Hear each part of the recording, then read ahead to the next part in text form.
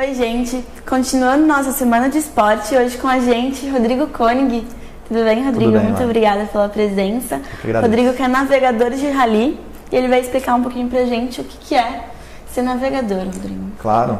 Bom, a navegação, o rally primeiro, né, para as pessoas entenderem, o rally ele é um esporte automotor, como os esportes de pista, como a Fórmula 1, como a Stock Car, só que ele é realizado na terra e em estradas vicinais, geralmente em bairros rurais das cidades, né? Então ele é um esporte, quase que 90% dele feito na terra. Existem alguns rallies no Brasil, a gente correu no rally de Morretes, que era de asfalto, mas a grande parte dele é na terra, né? Então os carros são transformados para um formato de terra, muda a suspensão, muda pneu, Sim. muda toda a característica do carro de rua, mas são carros, por exemplo, no velocidade, como um Gol, como um Celta, como um Peugeot, que é o que a gente normal, corre. mas a estrutura do carro é diferente. Totalmente diferente, né? O carro tem segurança de Santo Antônio dentro, que é umas grades de ferro, Sim. que protegem os pilotos né, de algum impacto, alguma batida que aconteça, né? Então o rally ele tem esse formato de terra. E eu comecei navegando lá em 98 nos rallies de regularidade, que era um rally de brincadeira, um rally onde você anda com o seu carro de rua normal e marcam-se pontos, onde você ganha ou perde ponto, né? Geralmente é feito com família, amigos. Isso eram obstáculos mesmo? Na verdade é um trajeto, só que é desconhecido, então você tinha que ir descobrindo o trajeto no meio do rally, né? E aí comecei como piloto, fui até 2003 como piloto de rally de regularidade, ganhei alguns títulos também. E aí na falta, eu fui me profissionalizar, na falta de navegadores eu acabei navegando para um amigo meu e a gente foi fazer um campeonato paulista de rally naquela época e aí eu acabei virando navegador. E aí de lá para cá eu fiz a navegação do Velocidade, do Cross Country também, no Rally dos Sertões, né, no passado. Então assim, na verdade existem várias categorias de rallies diferentes. Né? São 4 principais, dentro delas ainda tem categorias separadas. Quais são as diferenças entre essas categorias? O rally de velocidade ele é um rally mais rápido, que você utiliza as estradas rurais das cidades e que você chega a atingir, por exemplo, 200 km por hora num carro na terra, que é uma velocidade muito alta. Né? O cross country, que é um caminhonete, que é todo terreno, que é chamado, né? Você precisa ter um carro mais reforçado, então ele não é tão rápido quanto o carro de velocidade. E são rallies de longa duração, como o Rally dos Sertões, que você fica 7 dias, a gente andou, se eu não me engano, foram 3.500 quilômetros de rally para definir os campeões. Né? São 7 dias e você estava me explicando que vocês fazem um percurso, voltam, descansam e voltam no mesmo ponto. Isso, normalmente no rally de longa duração você larga de uma cidade e chega em outra. No Rally dos Sertões foram 7 dias, a gente largou de Goiânia, na capital do Goiás, aí foi para o interior de Goiânia, foi para o sul da Bahia e depois terminou o rally em Palmas, no Tocantins, né? Bacana. Então durante esses 7 dias você larga de manhã, chega à noite na cidade, né? Aí tem a pausa para o descanso, enquanto os pilotos descansam, os mecânicos fazem a manutenção dos carros, então conserta furo de pneu, conserta a quebra mecânica e para a gente poder largar no dia seguinte com o carro inteiro, né? Bacana que a gente entrou nesse assunto de você ser navegador, que é uma coisa que eu li que as pessoas não conhecem tanto e é muito importante para o piloto. Claro. O piloto é o personagem principal, mas vocês Isso, no rally eu até brinco que assim, a gente tem uma conta que a gente faz, 30% de importância para o piloto, 30% para o navegador, 30% para a equipe, que é em carro, mecânico e 10% de sorte. Se não tiver sorte também no rally, você acaba não chegando, né? Porque se de repente você pegou um furo no pneu, você perde um rally que você gastou muito dinheiro e passou dias fazendo a competição, mas teve, né, a má sorte de ter um furo de pneu. Então assim, depende essa conta que a gente faz brincando. O navegador, ele tem o papel principal de instruir o piloto no roteiro. Então a gente vai largar nos rallies de alta duração como os Sertões, você recebe o livro de bordo da organização e ele tem alguns desenhinhos indicando as curvas principais e a quilometragem daquilo, né? Então eu antecipo para o piloto como que vai ser aquela curva, se vai ter uma ponte, se a ponte ela tem uma graduação que a gente chama de curecas, né, que são as caveirinhas. Uma cureca, o piloto pode ir mais rápido, 2 ele já tem que ter atenção, 3 ele tem que quase parar, porque é muito perigoso, né?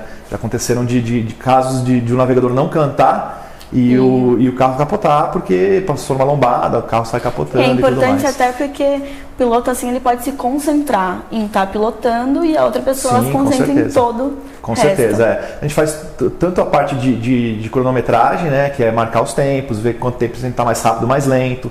A gente acompanha muito a performance do piloto. O navegador é meio que um coach do piloto, assim, né?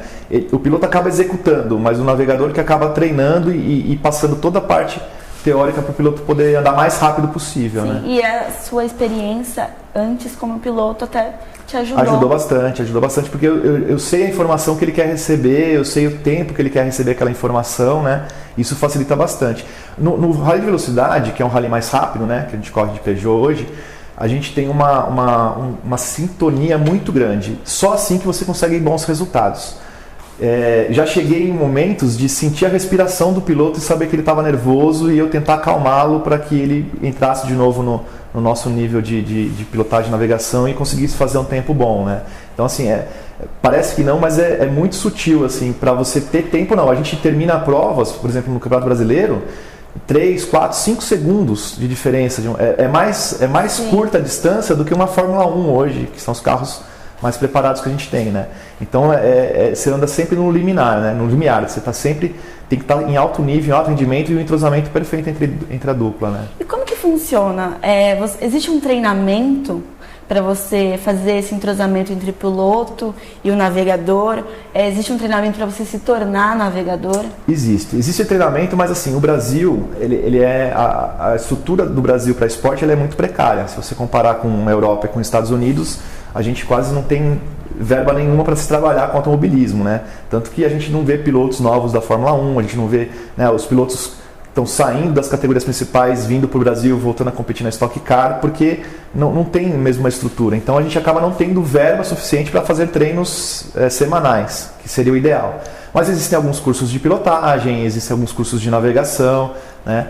Mas o treino realmente a gente procura tentar trabalhar um pouquinho antes da prova, na semana, na fazenda, dar umas voltinhas, mas não tem estrutura para se treinar realmente como é necessário, né? Entendi.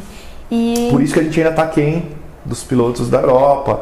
No Rally Dakar, por exemplo, a gente não teve nenhum brasileiro campeão do Rally Dakar ainda. São 40 anos de história e a gente não conseguiu vencer um Rally Dakar, né? Teve brasileiro que já competiu em equipe de ponta, equipe europeia, né? Mas vencer o Rally Dakar foram para brasileiro a gente não conseguiu ainda, né? Eu tentei, fui em 2010, mas a gente não conseguiu e tem que trabalhar para voltar agora para o Dakar, né? Que é a Copa do Mundo do Rally. Tomara. Entrando já nessa parte da verba que vocês usam, porque são competições caras, como que vocês fazem? Normalmente a gente faz a captação de verba com os patrocinadores que têm interesse no Rally.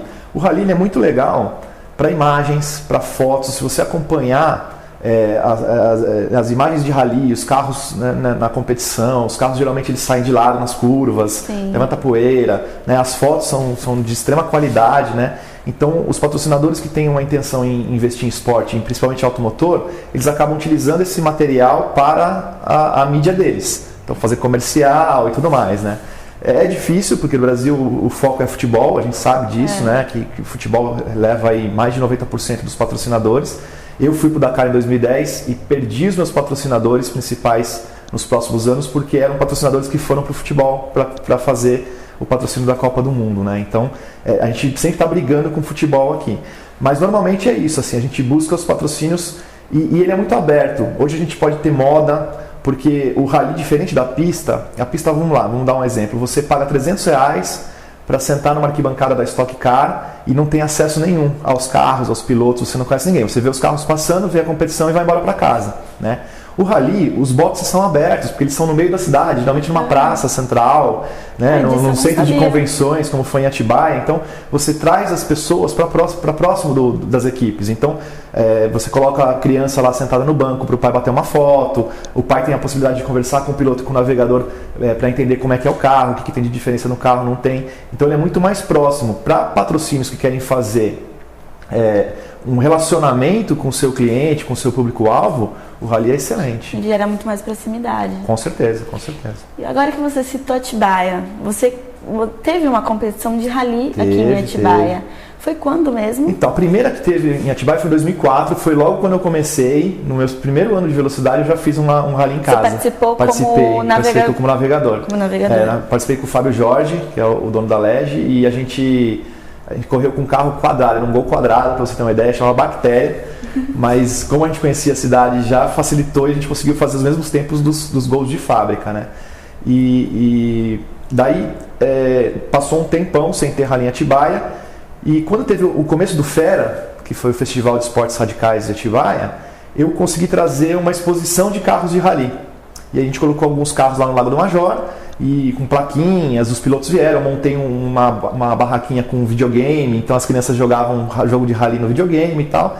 E foi muito legal, foi muito bem criticado, né? Todo mundo gostou, foi uma das barracas que mais lotaram no FERA.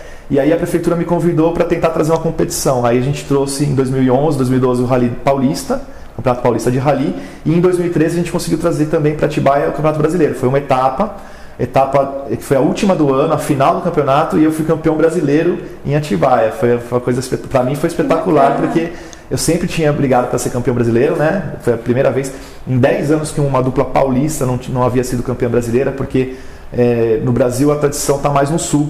Se você pegar os 3 estados do sul, o rally é muito forte, com públicos de 30 a 35 mil pessoas por dia assistindo, né? E aí a gente quebrou uma hegemonia deles aí, depois de 10 anos ganhamos o rally, o Campeonato Brasileiro, e em casa, foi maravilhoso, né? E falando um pouco mais das suas vitórias, teve uma recente agora, que é do Rally dos Sertões, que é uma competição maravilhosa. Você mesmo disse que é a segunda maior do mundo? Isso, a segunda maior rally do mundo. E você trouxe até um troféu, né? Trouxe E explica pra gente como foi essa experiência, participar. Pra galerinha ali, acho que pegou, né? Vou pegar. Pesadinho. Então, o Rally dos Sertões, ele é o tipo de prova que todo competidor gostaria de realizar, né? Eu tive a sorte de, logo no meu segundo ano de navegador, conseguir fazer o Rally dos Sertões já. Fui 4º colocado, depois eu fiz mais uma vez, nós tivemos quebra, mas a gente sempre quer voltar, porque é um rally muito bacana. Desde o começo dele até o final, a própria estrutura da competição, ela leva caminhões de brinquedos, leva médicos, então assim, para nas cidades, atende, porque passa no sertão do país, né? Cidades que não tem estrutura nenhuma, a gente já chegou a dormir em barraca porque não tinha estrutura de hotel, não é pousada, nada nas cidades, né? Realmente a gente passa num lugar que ninguém passa, e a estrutura do Rally dos Sertões ela é muito bacana, porque vai acompanhando essas ações sociais junto com a competição. Então o público daquelas cidades podem ver os carros, podem conhecer os pilotos e também podem receber uma estrutura social, né? Então o esporte é para isso, né? O esporte é para a gente motivar a criançada a praticar, né? Que não seja automotor, mas você passando lá e eles tendo contato com a gente, acaba motivando a jogar futebol, acaba motivando a jogar um basquete, vôlei, o esporte, porque eles querem chegar nesse nível também, né? Nível de alta competição, né? Sim, e nessa competição você ficou em terceiro lugar. Terceiro lugar. Foi com o piloto? Com o Dimas Pimenta. Nós fizemos uma parceria muito bacana, conheci o Dimas em 2012, a gente começou a competir na Copa Peugeot, depois a gente andou o Campeonato Paulista e Brasileiro, nós somos campeões paulista e brasileiro em 2013, quando a gente trouxe a prova para cá. E aí o Dimas deu uma pausa e eu comecei a navegar agora para o Thiago Reigers, que é um piloto de Bragança, um piloto novo, jovem, a segunda temporada dele. A gente foi muito bem também, terminamos em terceiro lugar no Campeonato Brasileiro já, no segundo ano dele. O ano que vem as chances de disputar o título são grandes, né? E o Dimas, a gente me ligou, falou assim, olha, eu quero voltar para o Rally porque ficou no sangue, vamos fazer uma prova. E aí ele decidiu por fazer o Rally dos Sertões, né? Nós fomos com um carro que chama UTV. O UTV é uma gaiola, ele não era um carro de rally, não era feito para isso, ele era feito para ajudar na área rural. Então ele foi criado para substituir o gado, para colheita, para plantio da agricultura. E aí os malucos transformaram esse carro e começaram a colocar mais motor, começaram a ajustar a suspensão e tal, e acabou virando um carro de rally. E aí o Rally dos Sertões abraçou a categoria, nós tivemos 40 competidores na categoria esse ano, foi muito legal, foi a categoria que mais teve carro no Rally dos Sertões. E o nosso entrosamento do passado ajudou muito, porque a gente andou muito forte todos os dias, né? Tivemos muitos problemas durante a competição, de pegar carros mais lentos e a poeira não deixava a gente ultrapassar. mas mesmo assim a gente conseguiu ir muito bem, né? E nesse rally você participou em qual categoria? Foi um TV. UTV São os carrinhos que vocês vão ver aí no vídeo, tem os carrinhos que é uma gaiola adaptada para o rally e acabou virando uma das principais categorias do rally no Brasil, né? E Rodrigo, a gente sabe que é um esporte que mexe com adrenalina, é na terra. Teve alguma situação que te vem na cabeça agora? Tem várias, na verdade. Nos Sertões, lógico, aconteceu. Nós temos uma etapa dos Sertões, são 2 dias, que é chamada de etapa maratona. O que acontece nessa etapa? Os mecânicos não podem mexer no carro na noite que você tem nessa etapa maratona. E a organização foi muito assim, ligeira e colocou os 2 dias maiores nessa etapa maratona. Então nós andamos 480 km num dia e mais 500 no outro e não podia a equipe mexer, só o piloto e o navegador podia mexer no carro. E no meio do primeiro dia da etapa maratona nós furamos um pneu. Aí encontramos um carro da nossa equipe também com o pneu já furado e sem step, a gente deixou o nosso step com eles para poder eles continuarem na prova e não perderem a prova. Então nós andamos praticamente mais de 600 quilômetros sem ter step, sem ter backup, sem ter nada, né? Nós quebramos a mocinete do carro, tivemos que apertar com fita. Então, assim, você se vira MacGyver na hora, né? Tem que arrumar um jeito de continuar na etapa para poder completar, né? Esse foi um dos dias mais divertidos, assim, de perrengue que a gente teve nos Sertões. Ainda né? bem que tem médico perto. Sim, com certeza, resgate aéreo e tal. No Velocidade, teve 2 situações. Uma, quando eu fui campeão brasileiro, que a gente largou, a gente precisava ser 7º colocado para ser campeão. Então a gente estava garantido já. E aí você desconcentra.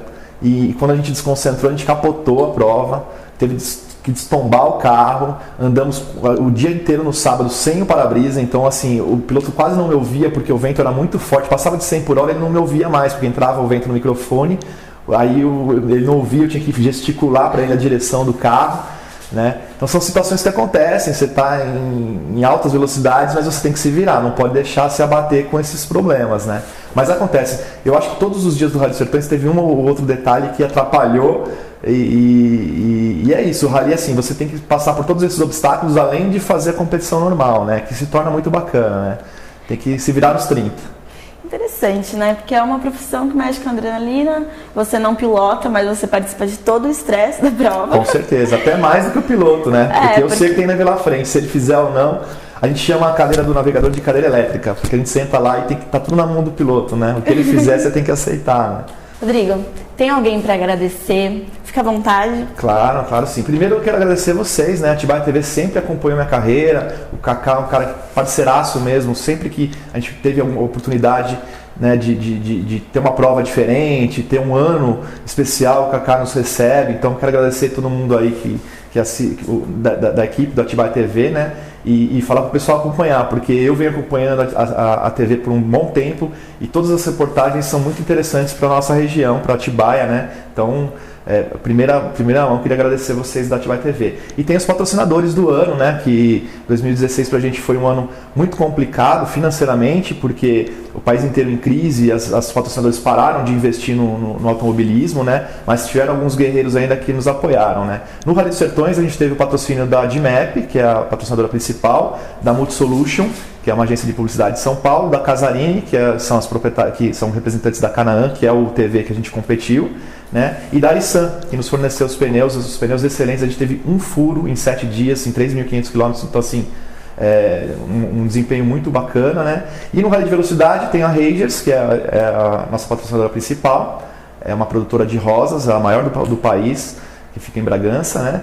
E também a Skill Atibaia Idiomas, né, que nos apoia e faz uma permuta muito bacana para a gente treinar o inglês para as competições internacionais, né? Então, agradecer muito a esses parceiros que foram realmente guerreiros em 2016. Espero que a gente continue fazendo um trabalho bacana para 2017 e aí tentando conquistar os títulos de campeão brasileiro de novo e os Sertões, né? Quem sabe voltar para o Dakar no futuro.